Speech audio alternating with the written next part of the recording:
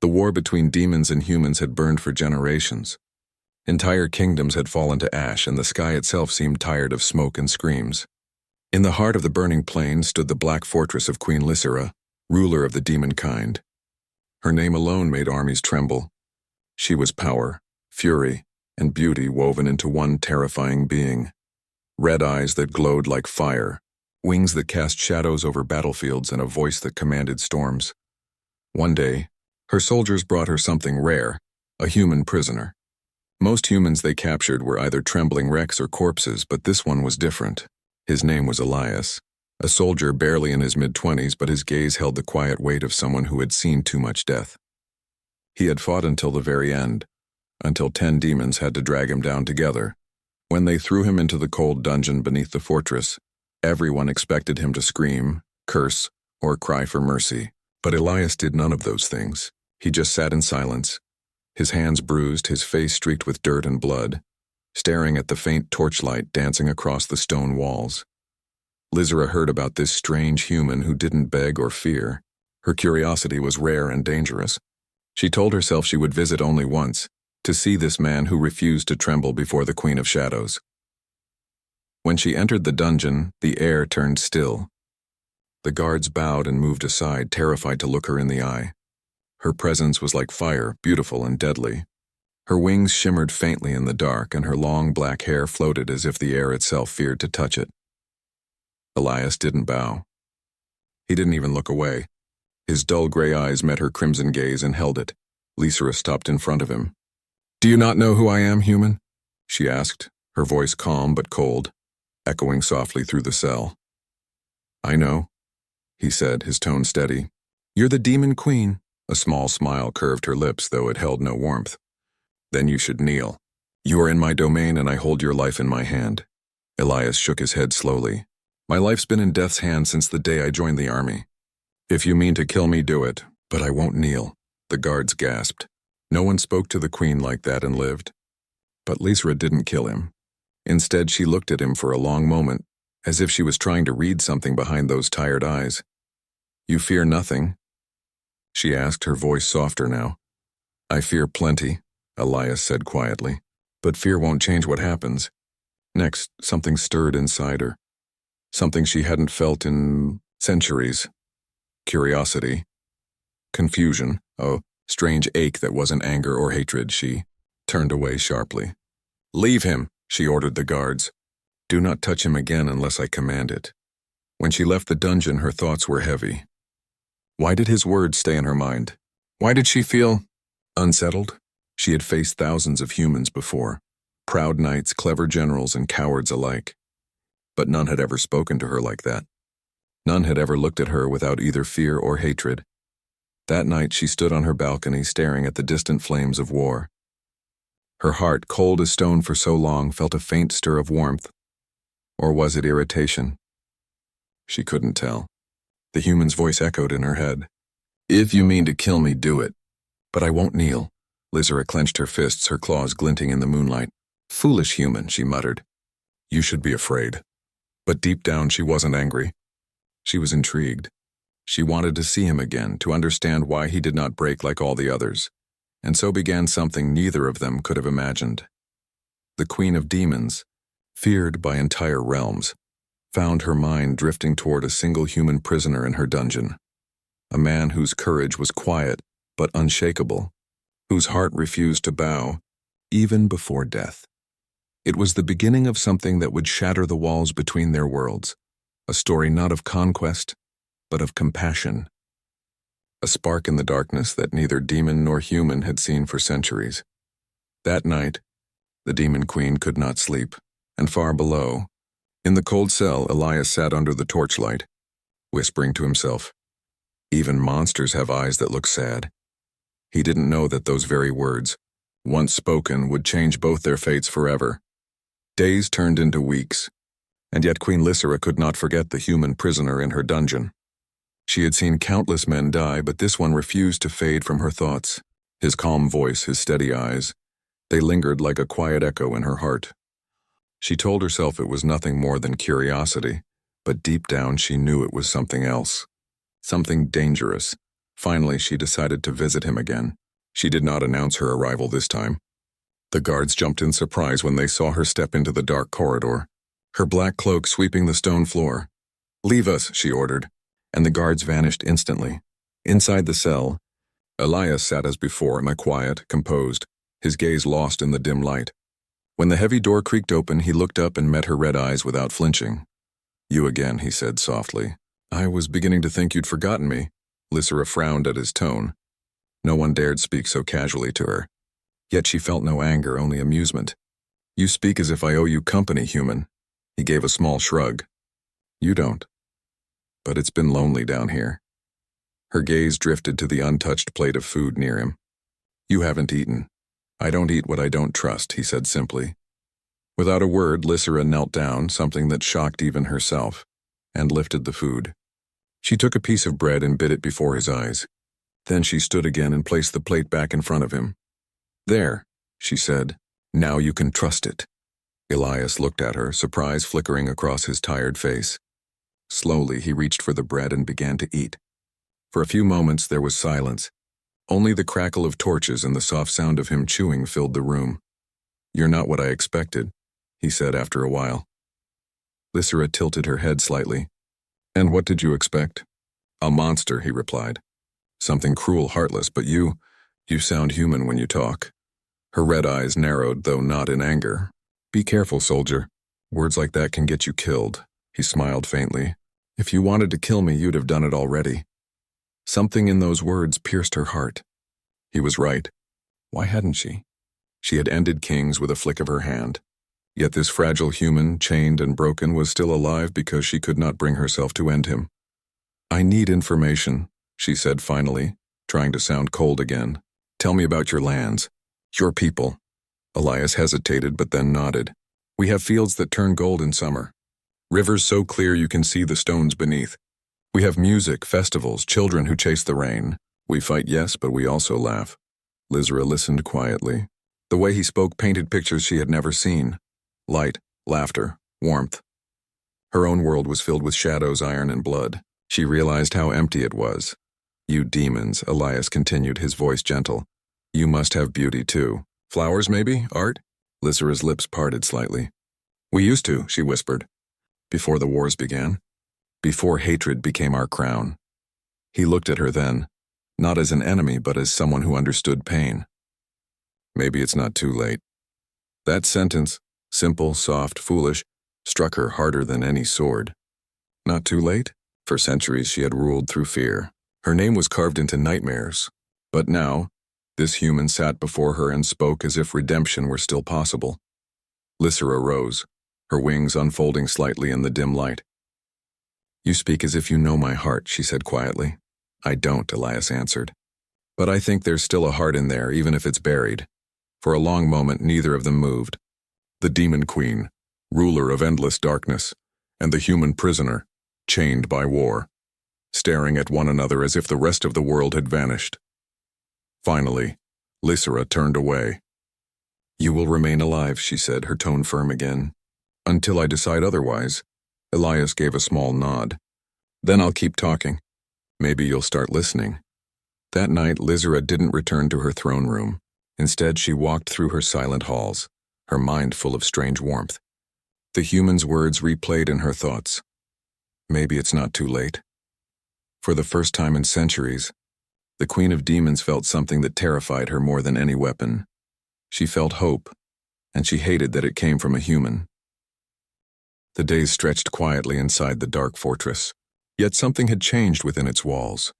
The once cold dungeon was no longer filled only with silence and fear. Now there was conversation, soft laughter, and something fragile blooming between two hearts that should have hated each other. Queen Lysera began visiting Elias more often. At first she claimed it was for interrogation, but everyone in the castle knew she stayed longer than necessary. She would bring questions about human life, food, music, stories, weather, things she had never cared about before. Elias answered patiently, sometimes smiling when he saw her curiosity grow. He told her about human cities full of noise and life, about farmers waking before sunrise, about the smell of bread baking in the morning. He even described the sound of rain hitting rooftops and how people ran out to dance in it. Lizera listened as if she was hearing about another universe. "You dance in the rain?" she asked, her tone filled with disbelief. Elias chuckled softly. "Yes, it's freedom, I guess. It makes you feel alive." She tilted her head, her long black hair brushing her shoulders. "Strange creatures, humans. You find joy even in storms," he looked at her quietly. "Maybe because storms don't last forever." Those words stayed in her heart long after she left. A few weeks later, Lysera ordered Elias to be moved out of the dungeon. The guards were shocked, but they obeyed. He was given a small chamber near the inner courtyard, simple yet warm.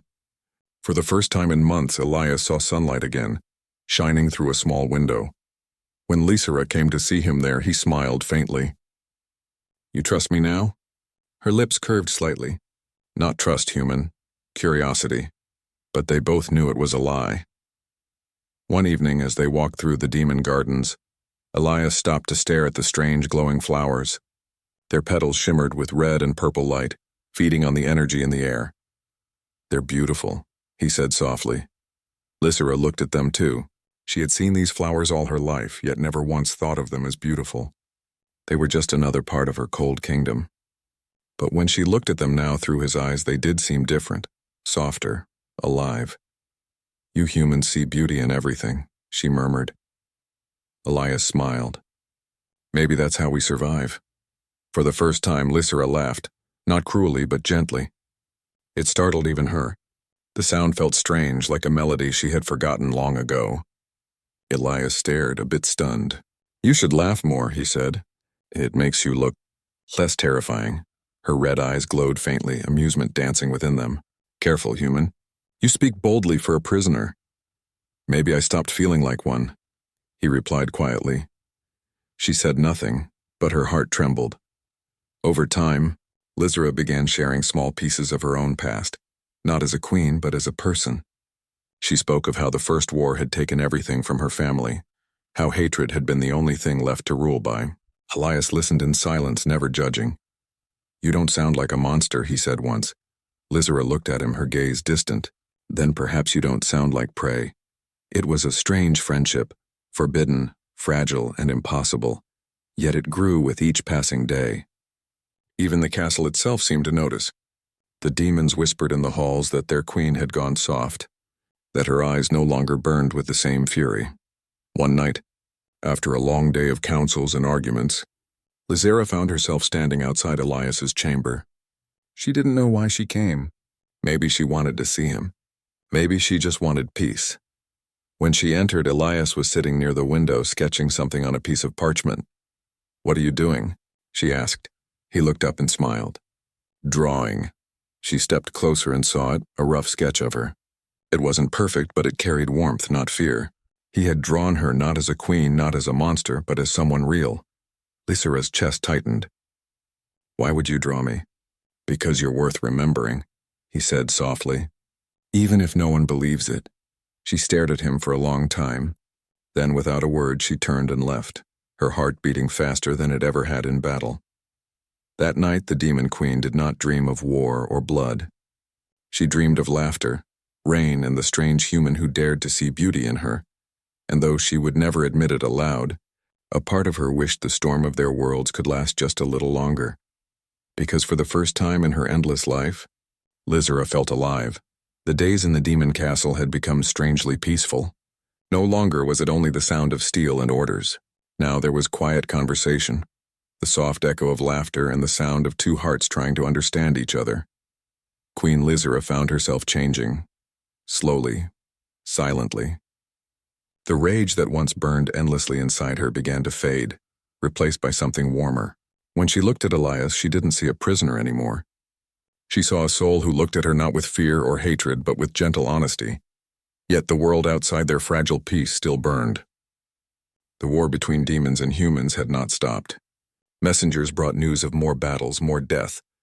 Lysera's generals grew restless. They saw her visits to the human as weakness. They whispered behind her back that their queen had forgotten what she was. But Lysera didn't care. Every evening she would go to Elias's chamber. And for a few precious hours she wasn't a queen or a demon, just a woman learning what kindness felt like. One night, a storm rolled across the demon lands. Lightning tore through the sky and thunder shook the castle walls. Lysera was in her throne room when she sensed it, a faint trace of pain from somewhere deep inside the castle. Her instincts flared. She rushed down the halls, her wings snapping open behind her, her heartbeat pounding. When she reached Elias's room, she found him collapsed on the floor. His old battle wounds had reopened, blood soaked through his torn shirt. The healers had warned her that human bodies were fragile, but seeing him like that, pale, trembling, barely conscious, made something break inside her. Elias. She cried, kneeling beside him. Her voice, usually calm and commanding, now shook. He blinked weakly, trying to speak, but his breath was shallow. "You shouldn't be here." "Be quiet," she said sharply, though her voice trembled. "You're not dying. Not now." She tore a strip of her cloak and pressed it against his wound, her hands glowing faintly with magic. Her healing spells weren't made for humans, but she poured all her energy into it anyway. Her own skin burned as the power left her, but she didn't stop. Elias groaned softly. "You shouldn't waste your strength." Lysera's eyes glistened. "You foolish man. You think I care about strength right now?" She pressed her hand harder, her magic flaring brighter. "You will live. Do you hear me? You will live." After a few painful minutes, the bleeding finally stopped. Elias's breathing steadied. His hand, trembling, reached up and brushed against her cheek. "You care too much for someone you should hate," he whispered, his voice weak but sincere. Lysera froze. Her eyes met his, tired, gentle, full of that same impossible warmth she had come to know. Her lips parted, but no words came out. She wanted to deny it, to remind him that she was a queen, that she could not afford such weakness, but her heart refused to lie. She gently took his hand in hers, feeling the roughness of his skin against her cold fingers. "You are more trouble than any warrior I have faced," she whispered softly. "And yet," her voice broke, "and yet, I cannot imagine this castle without you." Elias smiled faintly, even as exhaustion pulled at him. "Then maybe you're not as heartless as they say." Lysera let out a shaky breath. "Don't test your luck, human."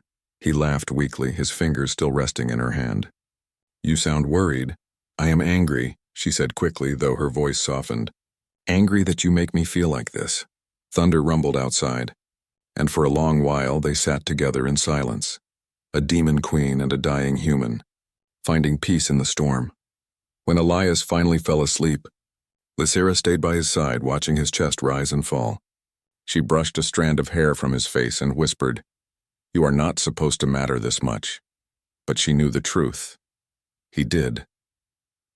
That night, Lysera didn't return to her throne. She stayed beside him until the morning sun crept through the window. For the first time in centuries, she felt something stronger than power, stronger than hate, fear, not fear of death or war, but fear of losing someone she could no longer call her prisoner. And somewhere deep inside, the demon queen realized that her heart, long frozen by darkness, had begun to beat again. Peace is a fragile thing, and in the world of demons it never lasts for long. Queen Lysera's growing closeness with the human had not gone unnoticed. Her generals whispered behind closed doors. Her advisors exchanged worried looks. To them, Elias was not a man. He was a threat, a weakness that poisoned their queen's judgment. At first they stayed silent, hoping the fascination would fade. But as the days passed, Lysera visited Elias more often.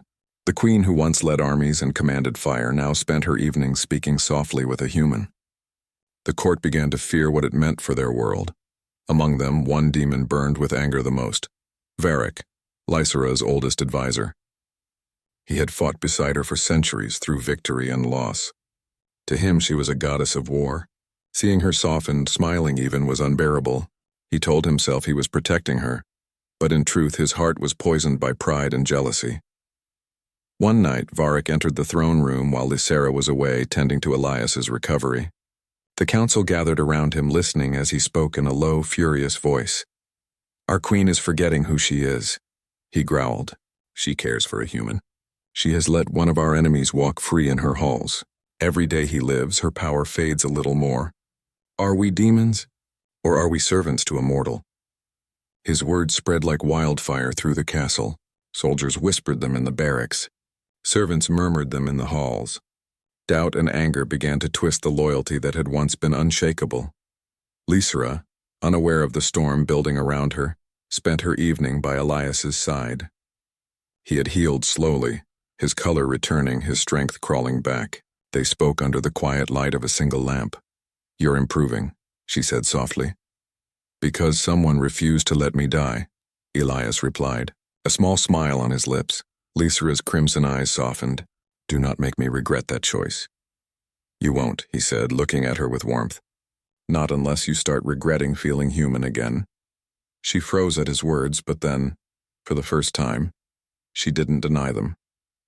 She only whispered, "Perhaps being human isn't as weak as I once thought."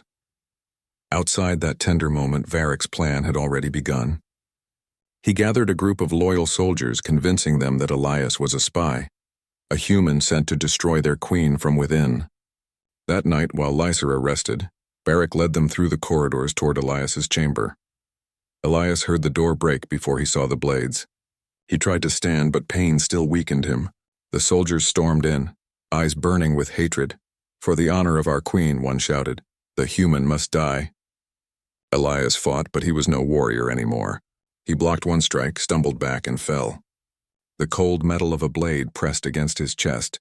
Then the air shook. A scream, powerful and furious, echoed through the castle. The walls trembled as black fire exploded down the hallway.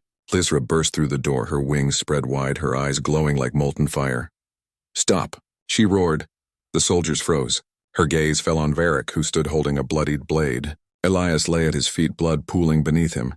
Lysera's voice broke, trembling with fury and pain. "You dared touch what is mine?" Varric lifted his chin proudly. "I did what you could not. I protected you from your own weakness." Lysera's power surged, dark energy twisting around her. "You call this protection?" In an instant, the room filled with blinding red light. When it faded, Varric and his followers were gone, turned to ash by her wrath. Lysera rushed to Elias, her hands shaking as she lifted his head. Blood stained her fingers, his breathing shallow and uneven.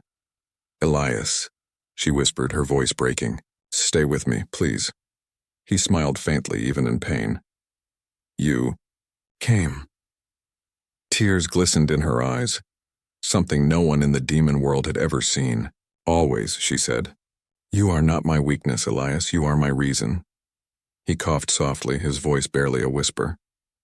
"Then promise me, don't lose yourself, to hate again." She pressed his hand to her heart. "I promise." That night, the demon castle burned with fire that was not born of war but of love and grief. The queen who once ruled through fear now stood alone, holding the one soul who had shown her compassion.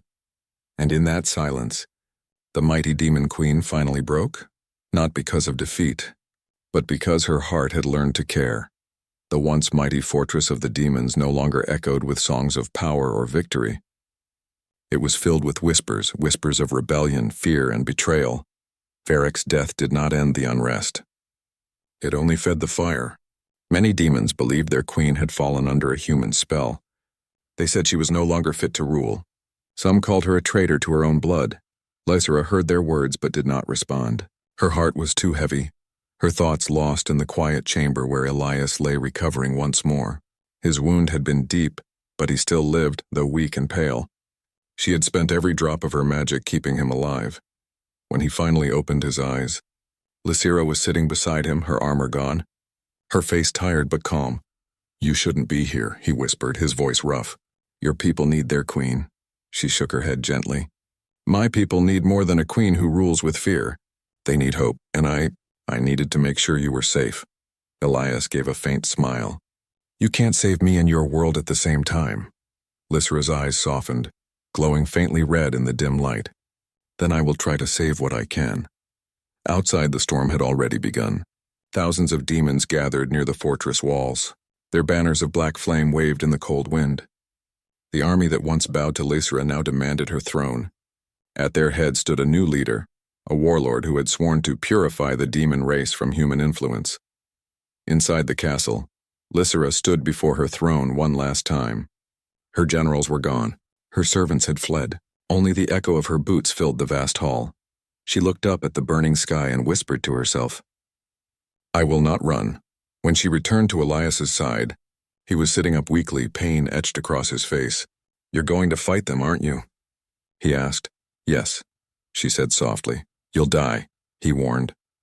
Lysra smiled faintly. "Perhaps, but I'd rather die for something that matters." Elias reached out, his hand trembling, and took hers. "You don't have to do this for me."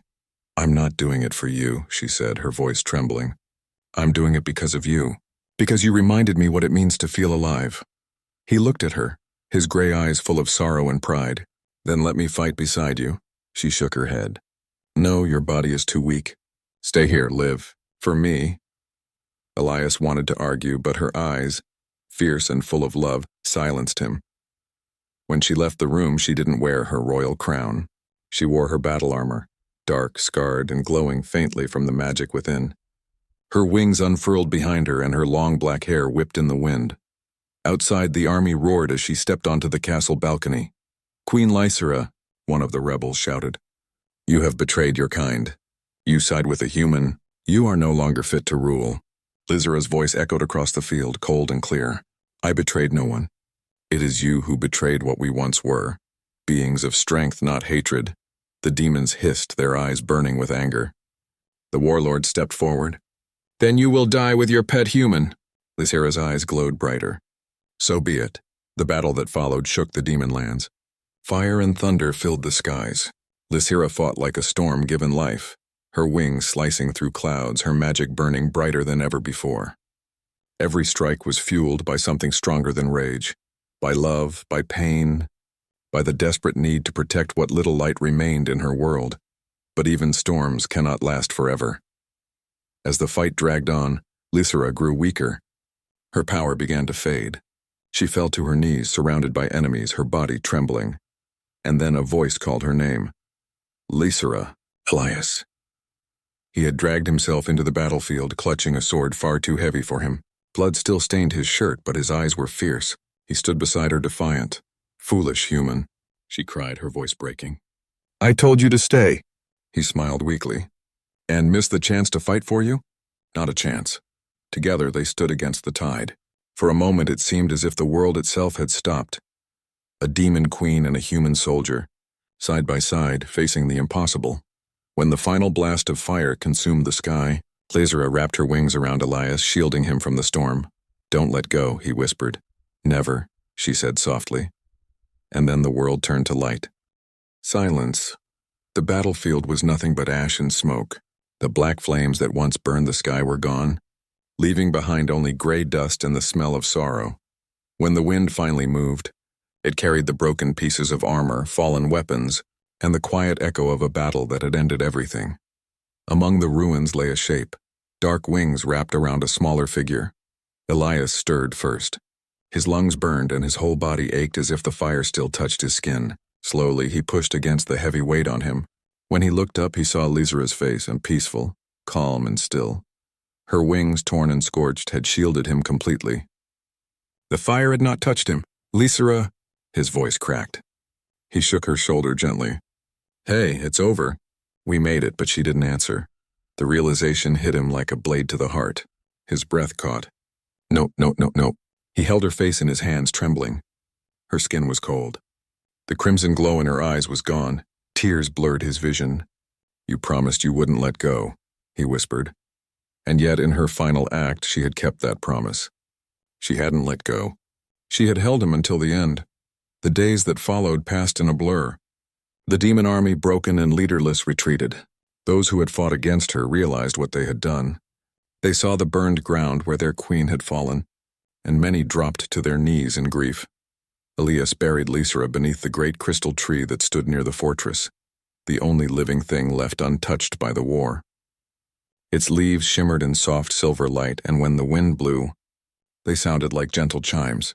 He carved her name on a stone, not as a queen, not as a demon, but as something far greater. Lysra, who chose love over power. He sat there for hours, talking to her as if she could still hear him. Sometimes he laughed softly at memories. Sometimes he wept until his voice broke. "She changed everything," he said once to the silent air. "Even the demons are building again, and not in hate, but in peace.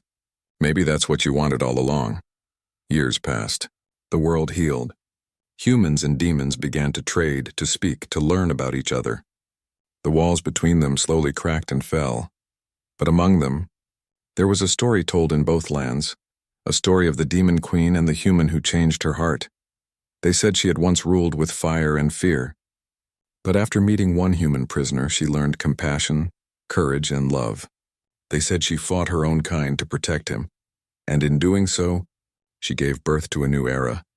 Some even believed her spirit still watched over the borders and that when the night was quiet, a faint glow could be seen near the old fortress, like wings made of starlight protecting the land.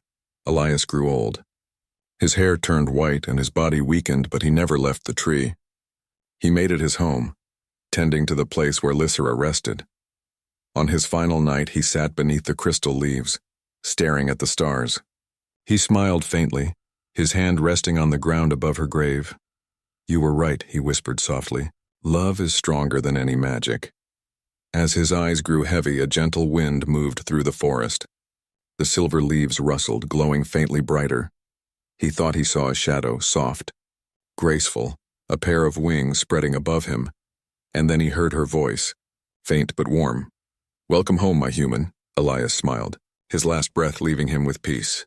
The glow around the crystal tree flared for one brief, beautiful moment, two shapes standing together in light before fading into the night. The next morning, the forest shimmered with new life.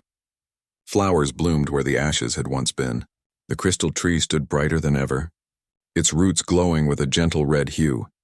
The people who came later found two names carved together beneath it, Lysera and Elias, bound beyond life and death. From that day on, the place became sacred. Neither human nor demon dared to fight near it. Instead, they came to lay offerings, a sword, a crown, or sometimes just a single white flower, because everyone knew the truth that the old tale carried, that love had once united two worlds that even gods thought impossible to join, that a queen who had ruled through darkness found her light in a single human heart, and that even after death their bond still guided both races, a reminder that peace is born not from power, but from understanding. And so, in every whisper of the wind that touched the crystal leaves, people said you could still hear them laughing softly. Together, the demon queen and her human forever,